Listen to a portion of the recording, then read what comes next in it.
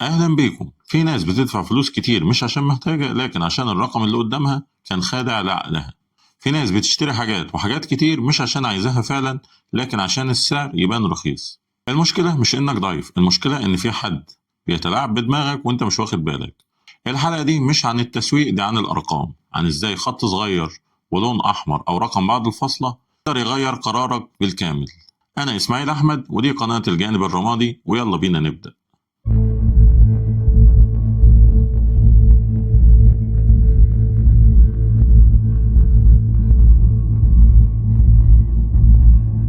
خد بالك، الأرقام ممكن تكون خادعة جدا لينا كلنا، والخدعة دي مش بس في المولات أو في مواقع التسوق، أحيانا بتحصل في أصغر التفاصيل، والشخص اللي فاكر نفسه ذكي وواعي بيكون أكتر واحد ممكن يقع في الفخ. وتعالى أقولك إزاي، بس في البداية ما تنساش لايك شير سبسكرايب وفعل زر الجرس عشان دايما يوصلك كل جديد. سنة 2007 أبل أطلقت أول آيفون ليها بسعر $599. الناس اتصدمت، مين هيدفع المبلغ ده في تليفون؟ بعد شهرين ستيف جوبز نزل السعر ل $399. الناس كانت منبهرة، وفرنا $200، بس الحقيقة جوبز كان عارف من الأول إن السعر الحقيقي $399، وال 599 كانوا بس مجرد فخ يخلي دماغك تفرح. وده بالظبط اللي هنتكلم عنه النهاردة، إزاي الأرقام بتخدع عقلك. سنة 2006 دان أرلي في MIT عمل تجربة غريبة، جمع طلبة أذكياء وقال لهم هنعمل مزاد على منتجات عادية. قبل المزاد كل واحد كتب آخر رقمين من رقم الضمان الاجتماعي بتاعه، وبعدها اتسألوا كم هتدفعوا للمنتجات دي، والنتيجة الصادمة، اللي رقمه كان عالي من 80 ل 99 دفعوا أسعار أعلى ب 300% من اللي رقمه منخفض من 1 ل 20. نفس السماعات ونفس الطلبة ونفس الظروف، والسبب إن دماغ الإنسان مش بيحسب القيمة الحقيقية، هو بيبحث عن نقطة مرجعية. حتى رقم عشوائي ممكن يغير إدراكنا للقيمة، وده بالظبط اللي بنسميه anchoring أو المرساة. وتعالى نفهم أكتر ونقسمها لمحاور. المحور الأول البصريات وتصميم الأرقام، إزاي شكل الرقم نفسه ممكن يخدعك. أول حاجة الليفت ديجيت إفكت أو تأثير الرقم الأيسر. لو قدامك منتجين، واحد ب 19.99 جنيه وواحد ب 20 جنيه، هتختار أنهي واحد فيهم؟ غالبا الناس هتختار 19.99. إيه؟ مع إن الفرق قرش واحد بس. ده لأن دماغك مش بيشوف 20، هو دماغك بيشوف 1 إكس مش 2 إكس، يعني الرقم الأول بيخلق الانطباع والباقي مجرد تفاصيل. عشان كده بيشوف 19.99 أرخص من ال 20. تاني حاجة حجم الخط المكاني أو الفونت سايز. بص كده على الرقمين دول، هتلاقي إن الرقم القديم باهت وصغير والجديد صارخ وضخم، ودماغك بيربط الحجم بالأهمية. رقم 3 إزالة علامات العملة. 50 جنيه مقابل 50 فقط. رمز العملة بيخلق ألم الدفع، لما بنلغي الرمز ده الرقم بقى مجرد رقم. عشان كده المطاعم الفاخرة بتستخدم الخدعة دي كتير. 4 المسافة البصرية. لما أقول لك 500 جنيه بالشكل ده وبعدين أكتب لك تحتها 399 جنيه بالشكل ده، المسافة بين الرقمين بتخلي الدماغ يفسر الفرق أكبر. رقم 5 تأثير الشطب. لما أعمل لك خط على السعر القديم ده معناه انتصار في دماغك، فدماغك بيفرز دوبامين لما يحس بالربح. رقم 6 الألوان التحذيرية. الأحمر معناها اتصرف بسرعة، والأدرينالين بيزيد والمنطق بيقل. ولو عايز تعرف تأثيرات اللون الأحمر على دماغنا ممكن ترجع لحلقة سيكولوجية اللون الأحمر في القناة. رقم 7 الرموز الصغيرة. لما أحط لك 299 جنيه مثلا وجنبها العلامة دي، فدي معناها إن العرض ساخن، أو العلامة دي معناها إن الاختيار ذكي، والدماغ بيقرأ الرموز أسرع من الكلمات. المحور الثاني لعبة المقارنات والبدائل. الأرقام لوحدها مش كفاية، والخدعة الحقيقية في إزاي الأرقام تترتب جنب بعض. عشان كده أول حاجة تأثير المرساة أو الأنكورنج اللي قلنا عليها من شوية. شركة ويليامز سونوما كانت بتبيع مكنة خبز ب $275، والمبيعات كانت ضعيفة، فعملوا إيه؟ أضافوا ماكينة أكبر ب $429.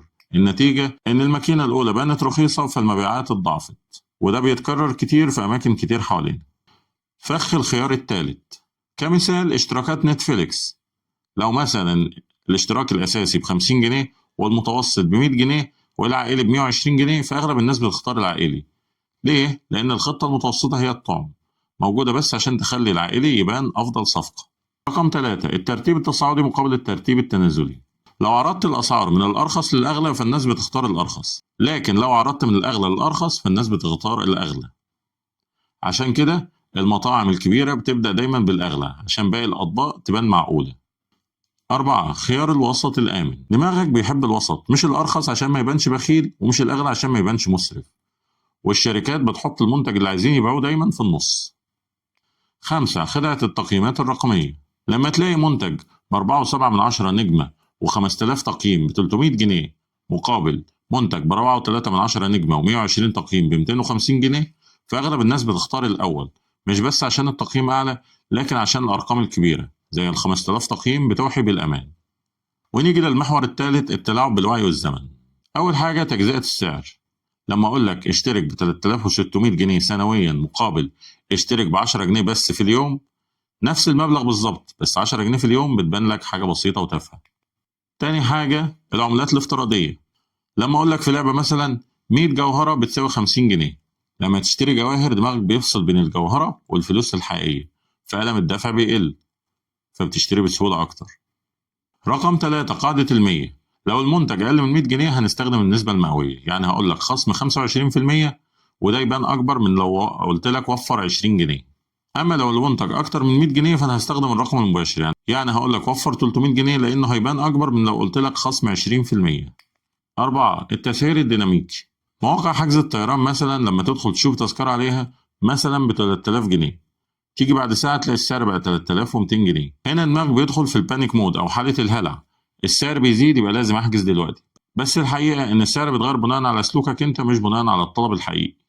وتعالى في المحور الرابع أقول لك على شوية خدع سرية. أول حاجة الرقم الفردي. لو قلت لك 97 جنيه هتبان لك أرخص من لو قلت لك 98 أو 100 جنيه. الأرقام الفردية بتوحي بتخفيض دقيق. رقم 2 السهولة الصوتية. الأرقام السهلة في النطق بتبان أرخص، يعني لما اقول لك 199 اسهل من لما اقول لك 197 جنيه و43 قرش. دماغك بيربط صعوبة القراءة بصعوبة الدفع. 3 السعر المتدرج. لما اقول لك مجاني وبعدين اقول لك احترافي ب $50 واقول لك شركات ب $500، 99% بتختار الاحترافي. خطة الشركات موجودة بس عشان تخلي الاحترافي تبان معقولة. رقم 4 الكمية المحدودة. لما اقول لك فاضل 3 قطع بس في المخزن، الخوف من الخسارة بيخليك تشتري حتى لو مش محتاج، وده اسمه في علم النفس loss aversion. دماغك بيخاف من الخسارة أكتر ما بيفرح بالمكسب. رقم 5 الانبهار الرقمي. لما تشوف الحاجات دي على النت وانت بتشتري اونلاين زي مؤقت العد التنازلي، تلاقي العرض ينتهي خلال 2 ساعة 47 دقيقة أو 12 ثانية، أو لما تلاقي مؤشر الأسهم زي 73% اشتروا ده في آخر ساعة، أو لما تلاقي العروض الوميضية زي خصم 70% لمدة ساعة. كل دي أدوات بتخلي دماغك يحس إن القرار مستعجل وإنت عارف النتيجة. وخليني أقول لك على تجربة اسمها الكعكة المجانية. الباحثين عرضوا خيارين، إنك تاخد كعكة فاخرة ب$1 أو كعكة عادية مجانا.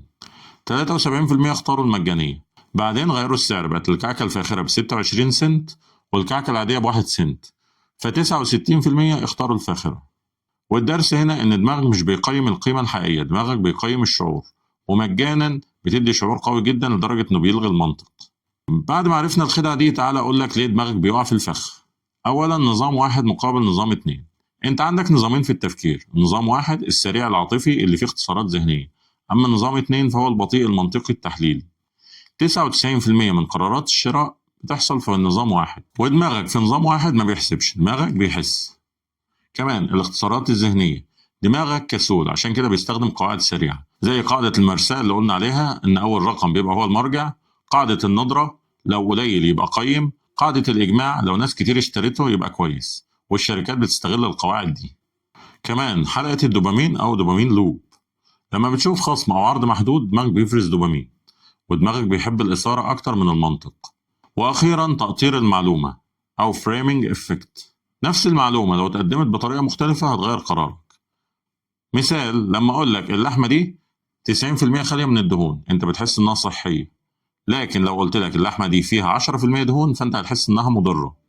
خد بالك هو نفس المعنى بس الإطار اختلف. طيب إزاي تحمي نفسك؟ أولا اعرف السعر الحقيقي وقارن بين 3 إلى 5 مواقع قبل الشراء. تاني حاجة اتجاهل أول رقم واسأل نفسك لو ما شفتش الرقم ده كنت هدفع كام. تالت حاجة احذف الألوان والرموز من دماغك، يعني لو شفت أحمر أو شفت رمز اللهب أو العرض بينتهي في 5 دقايق استنى ما تشتريش، استنى شوية وفكر. رابع حاجة، اسأل نفسك هل أنا محتاج الحاجة دي ولا السعر هو اللي حلو؟ لو الإجابة السعر حلو فده غالبا فخ ليك. رقم 5، قاعدة ال 24 ساعة. أي حاجة أغلى من 500 جنيه استنى 24 ساعة قبل ما تشتريها وشوف هتفضل محتاجها ولا لأ. رقم 6، احسب السعر بطريقة مختلفة. لو قلت لك اشتراك 10 جنيه في اليوم اضربه في 365 هيبقى 3650 جنيه في السنة. هل لسه الرقم ده بيبان لك بسيط ولا لأ؟